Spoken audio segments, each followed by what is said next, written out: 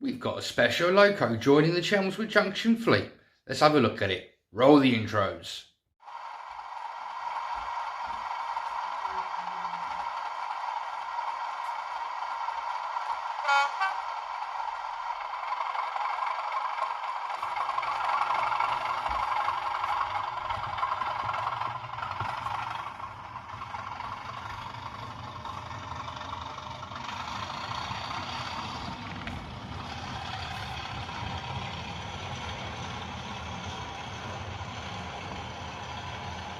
Hello and welcome back to Chelmswood Junction. I'm Peter. As the title suggests, today we've got a new loco joining the fleet. This one has been a bit of a surprise. I have been teasing you guys for the past couple of days with a picture of a box that I put on Facebook yesterday. So without further ado, we're going to get down to the workbench and have a look at this mysterious parcel. So we're down at baseball level, and this is the box that I was teasing you with. So without further ado, guys, let's get this one unveiled. Now, straight away, as you can see, somebody did say that it was a Tony's Trains loco, but as you can see, no, it's from Hattons. Been watching this for a very long time, and the pennies came into the bank for me to be able to get it, and I jumped at the chance. So without further ado, guys, let's get it out, shall we? Oh, the box is giving it away a little bit, I think. And ta-da! We have a 00 gauge 176 scale dapol class 52 Western diesel hydraulic. For you guys that like your numbers, this one is 4D-003-018S. The S standing for sound. This is a DCC sound fitted loco, as you can see there. It is class 52 Western prints in BR blue with full yellow ends, numbering D1041. Now, before we get into the box, guys, as you guys know, I now do a bit of a history on the locos. So without further ado, the Class 52 Western diesel hydraulic was built at Swindon and Crewe Works between 1961 to 1964, and there was a total of only 74 built. When British Rail started the diesel nationalisation plan, British Rail decided on diesel electrics, but the Western region decided to go down the road of diesel hydraulics, which have been a success story in Germany. The Class 52 Westerns were designed and built for express passenger trains from London Paddington to the Western region of Plymouth and Penzance, also on the Wales and also the Midland routes via Oxford. The Class 52 Westerns weighed in an impressive 108 tonnes and had a maximum speed of 90 miles per hour, a fuel capacity of 850 gallons of diesel. Train heating was made by steam generators, and they had two Maybach MD655 engines and had a power output of 1,350 brake horsepower. The 74 Westerns were split between two traction depots. 15 were based at 82A Bristol Bath Road, and the other 59 remaining locos was based at 84A Lara Depot, which is, as you guys know, my home depot in Plymouth. The Westerns were numbered pre-tops classification from D1000 to D1073, and they were all named after warships. The Class 52 Westerns were involved in 5 accidents during their lifespan, and out of the 5 incidents, 2 was repaired and returned to service, and the other 3 were scrapped because they had massive problems and they couldn't repair them. Out of the 74 that was built, as described, 3 were scrapped in incidents. The remaining 71 were withdrawn from service by British Rail between 1973 and 1977, so they only had really about a 10 to 15 years on the main line, so they did have quite a short lifespan. The class during their working life carried several liveries from BR Green to BR Maroon, then onto the BR Blue, and one loco was also painted in Desert Sand livery. 7 of the class have made it into preservation, and some of them still have their mainline tickets and are used to haul heritage diesel rail tours. D1010 Western Campaigner is based at the West Somerset Railway. D1048 Western Lady is based at the Midland Railway. D1041 Western Prince, which is this one that you see before you, is actually based at the East Lancashire Railway.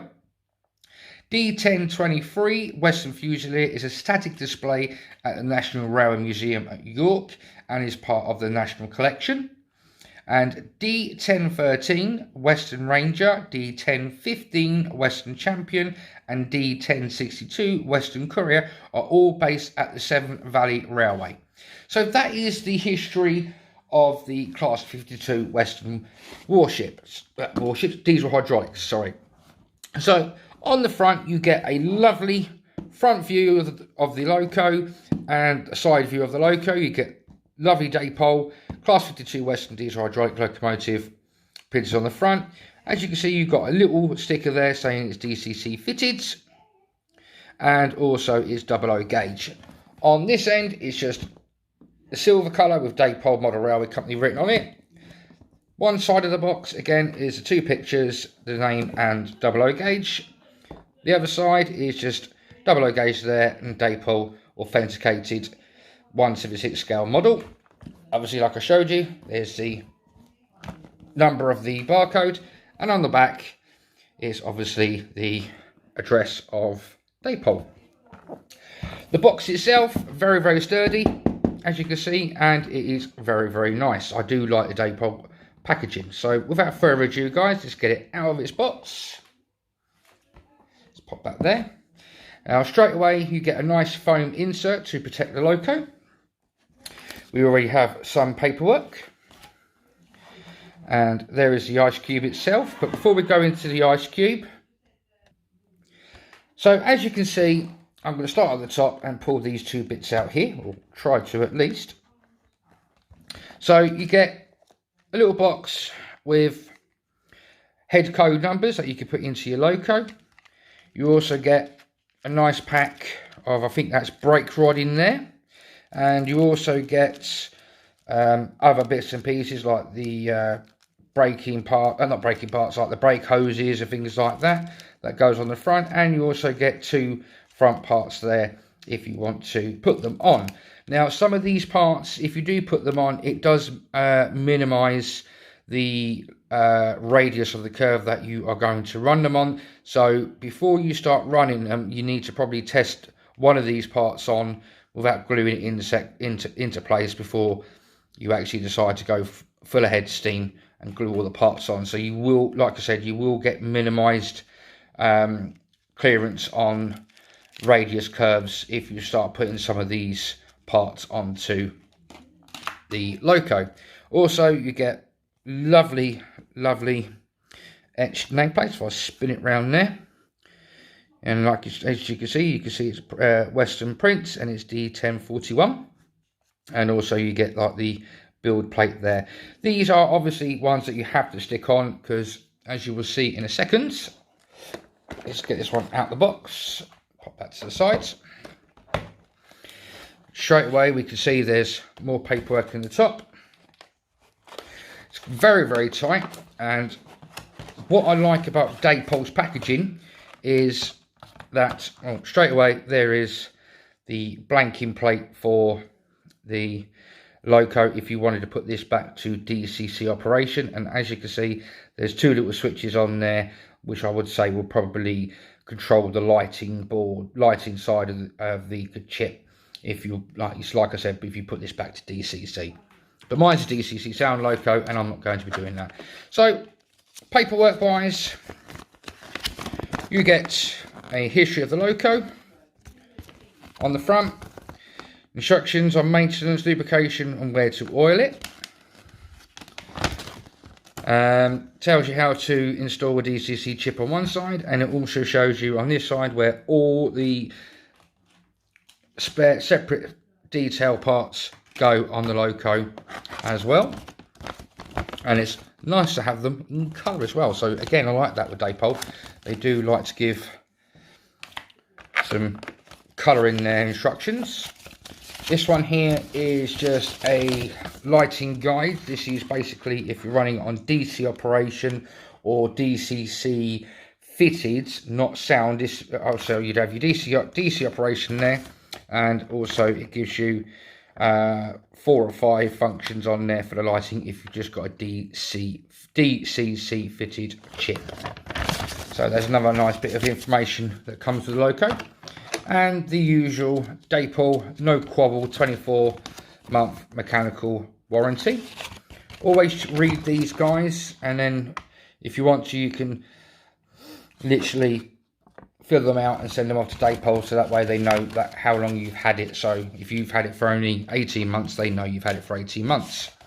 The other piece of paperwork that you get is a very, very extensive list of the sound functions on this decoder, and it tells you how to operate all the functions as well. I'm not going to bore you with that, guys. That's for me to read as well. But have a look again, looking at the packaging, you've got 2 lovely pieces of foam here to protect it at the top. Again, you've got 2 more at the bottom, and you've got 2 bits at either ends. So no matter what, this Loco is not going to get damaged whatsoever. So let's try and find our way into this box. Just click that out there, click that out there. Let's get this Loco out of its box, and we can have a decent look at it. Let's go quickly pause the camera, guys. So I've put it onto my little turntable that is supposed to be used for airbrushing, but I thought, you know, this has come in handy for 2 different things. So looking around the Loco, let's zoom you in a bit, guys. We'll start from one end. You can clearly see the data panel there, clearly labelled. You can see all the warning flashes for obviously overhead lines. The doors and door handles have been picked out nicely. Moving along, the bogies are very, very, very detailed. Try and get you zoomed in there, guys. Maybe it won't. Let's see if I can bring it a bit closer to you. You going to focus? No, you're not. Let's zoom you back out, guys. Sorry about that. But as you can see, there is a wealth of detail, especially around all the battery boxes and the fueling areas and the fuel tanks. And if I turn around this way and move it to the front, zoom you out, you can see there is again loads of detail on the front, nicely fitted. I think they're separately fitted windscreen wipers, handrails. Yes, the buffers are sprung. They're a bit, you know, not springy, but they are sprung. And if I raise you up a bit, guys, as well, you can see the roof as well. I'll bring her around this way a little bit. I'll bring her forwards. You can clearly see there that the roof detail is very, very nicely picked out. And it is a lovely Loco. So what I'm going to do next, guys, is I'm going to get this one programmed into the ECOS, and then we'll get it running. So as you can see, guys, the Loco is now on the depot area, and it has been programmed into the ECOS. So without further ado, I'm going to fire up the engine.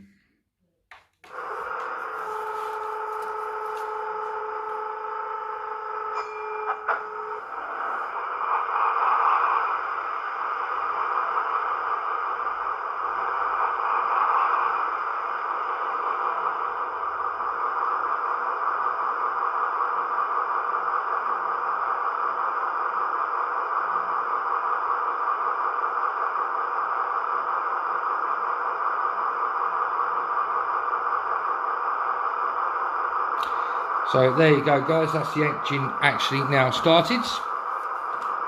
So we'll give you a run through of the functions. Obviously F1 is obviously engine starter. F0 is, as always, the lights, and obviously at the moment you can see the front headlights. Spin it round, and you do also get tail lights as well, but you have to program that in on a CV, which I think is good, because if it's connected to a train you don't really want the red lights to be on. And what I'm going to do now is function 2, which is a 2-tone horn. Quite a nice one. F3 again is a 2-tone horn. Quite very nice. Function 4 is passenger door slam.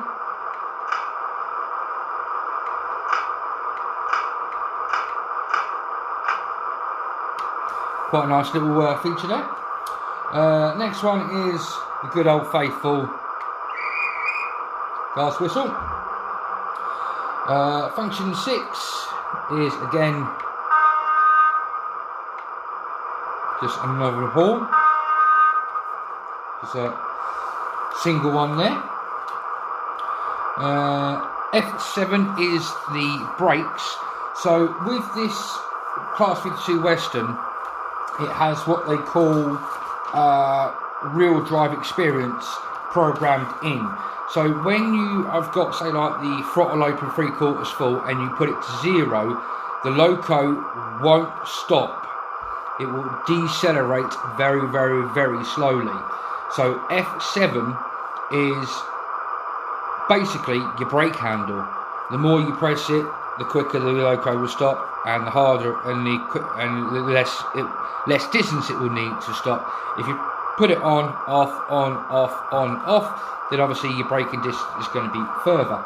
So that is function 7. I haven't tried it out yet, but I will give it a go. F8 is speed dependent on flange squeal, as always. F9 is light engine mode, so what it will do, obviously it will reduce how hard the loco has to perform. So at the moment it's programmed for a heavy train. If I was to press F9, then it will put it back to a light engine. F10 is your tail lights. Now if I change the direction now, you can now see clearly that there is a red light on just there. I'll just quickly bring you in, guys. I think you can see it just illuminating just about there. So if I change the direction of travel, you get your whites and you get your little red. So that's a nice little feature there. So that's one you can turn on and off as you wish. Where do we get to? F10. Number 11 is your cab lights, and again that is directional. Now personally, to me, that is a very, very bright 4. Back in the 60s and 70s it would not be that bright. That I would, you would get that kind of lighting experience from LEDs now, not from a incandescent bulb back in the days. But it's a nice little feature, and it's probably something that you could probably lower on a CV value. So that is the cab lights. F12 is all sounds fade out.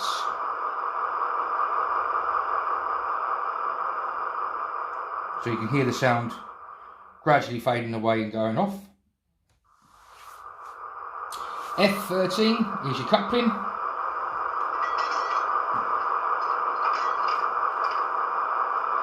F14 is your driver's cab door.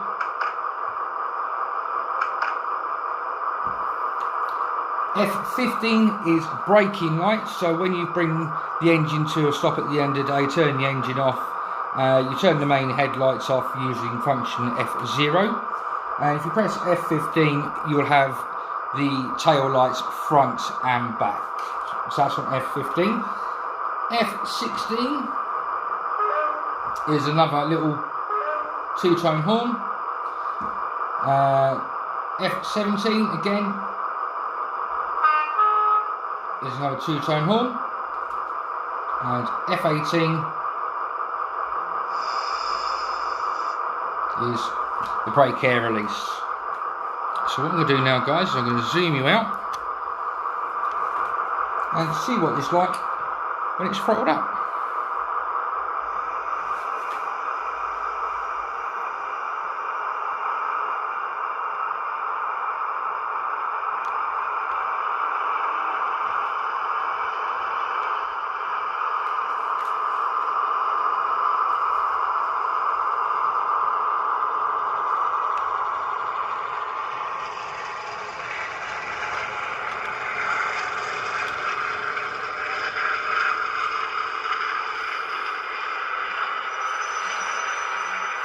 Now, as you saw, I had that at about 40 to 50% power, and it did stop quite quickly. That is because at the moment, the real drive experience isn't switched on. You have to change the CV setting to turn that on, and that is something that I will be doing. But let's give it another crank up. Now cranked it to 75%.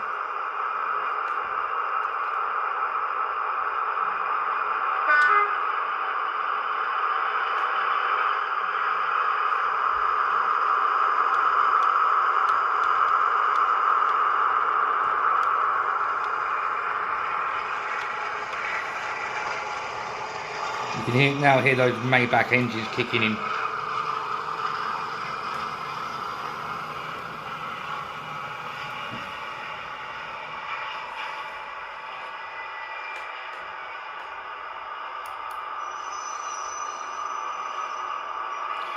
Bring it through one more time for you guys.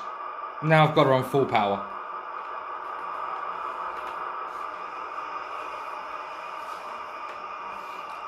So what I'm actually going to do, guys, is I'm going to turn off the, put it into light engine mode, which is function 9. Now see what she does now, it's light engine.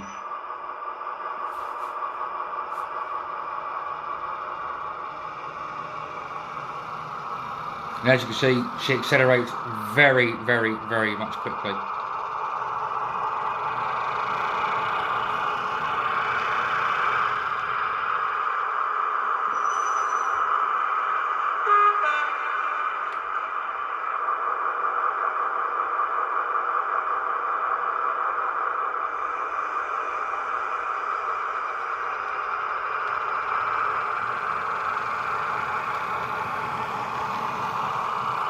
Can quite clearly hear the motor going there, so obviously I'm hoping that might quieten down once it's also been warmed up and ran in.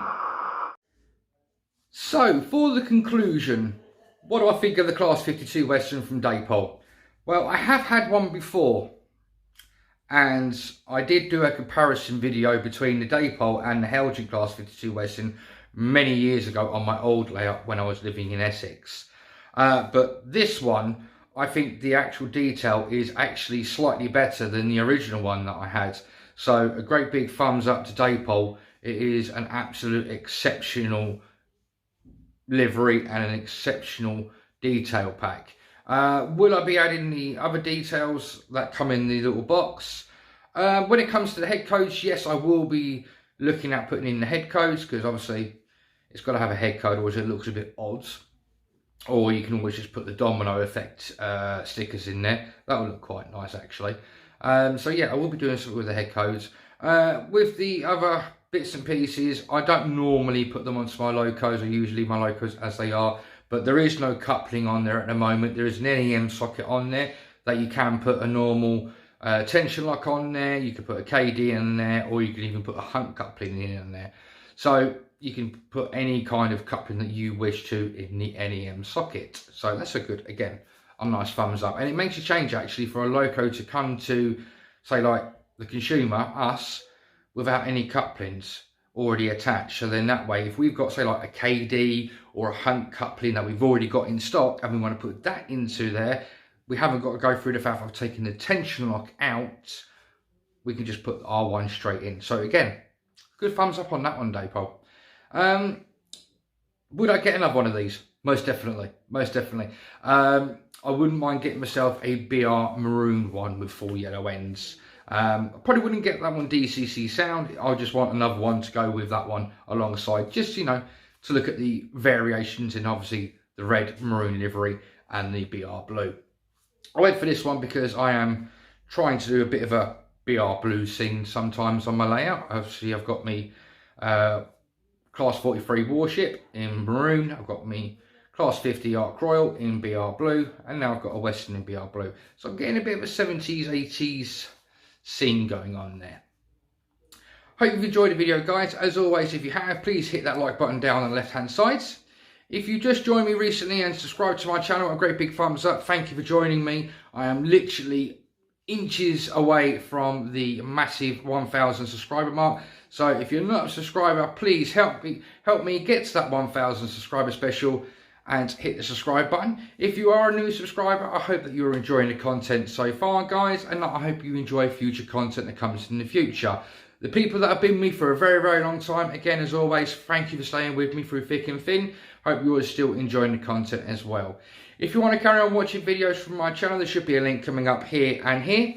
Until the next time, guys, look after yourselves, protect your family, but above all, happy modelling, and bye-bye from Chelmswood Junction.